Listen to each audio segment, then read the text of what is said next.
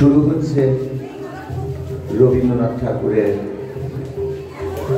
বীরপুরুষ কবিতা অবলম্বনে নাটক বীরপুরুষ।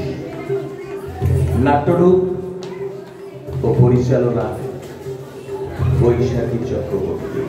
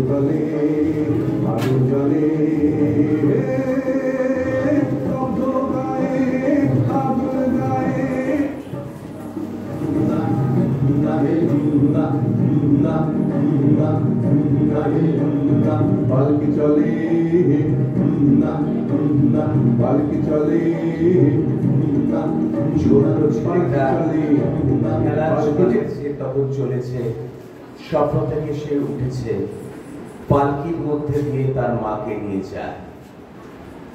এমনই সময়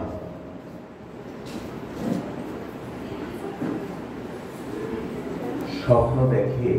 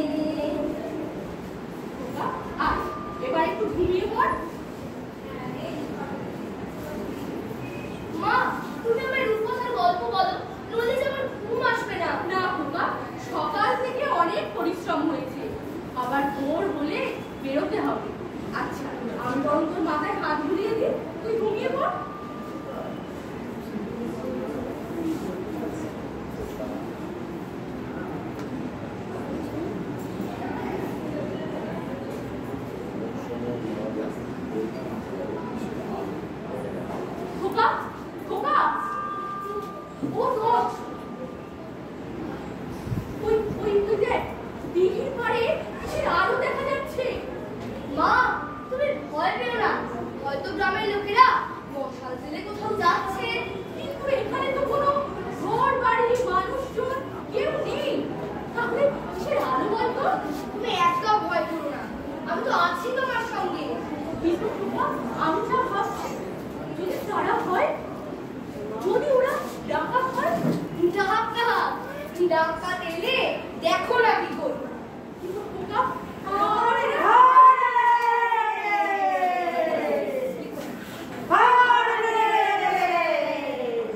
আর এক পা কাছে আসবি না। ছোট ছেলে বলে কি, আমরা ডাকাতের দল, আমরা সব লুট করে নিয়ে যাবো। আর এক পা কাছে আসবি না, তাহলে তোর আগে তোদেরকে টুকরো করে রেখে দেবো। ওরে আরে এদিকে ডাকাতে চল চল চল পালাই পালাই। খোকা চলে আয় চলে আয়, আমার মনে হয় বাহুদের এখনই ডাকি। চল এখান থেকে। মা তুমি বালতিতে বসে দেখো না আমি কি করি, তুই পারবি না এদের সাথে, চলে আয়।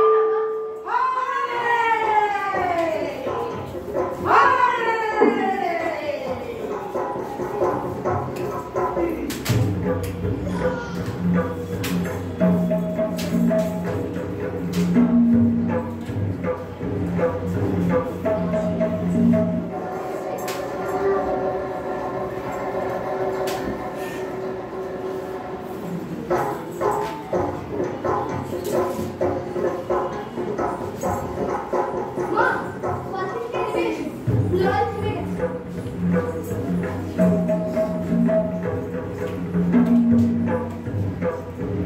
ভাগ্যিস খোকা সঙ্গে ছিল, নইলে আমার কি দুর্দশা নাই হতো।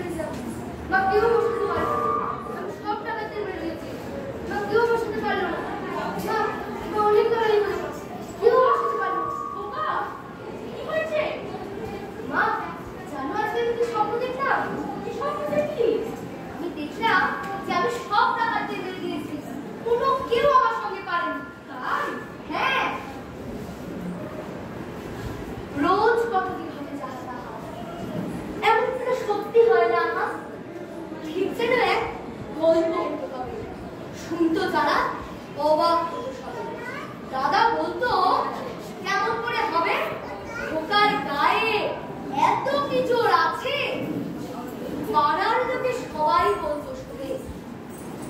ভাগ্যে খোকা ছিল মায়ের কাছে।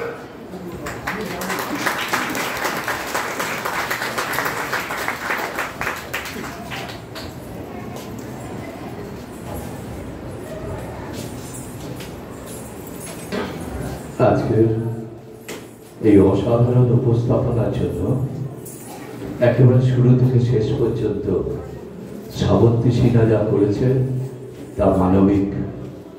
প্রথমত বিশেষ চাহিদা সম্পন্ন শিশুদের নিয়ে এবং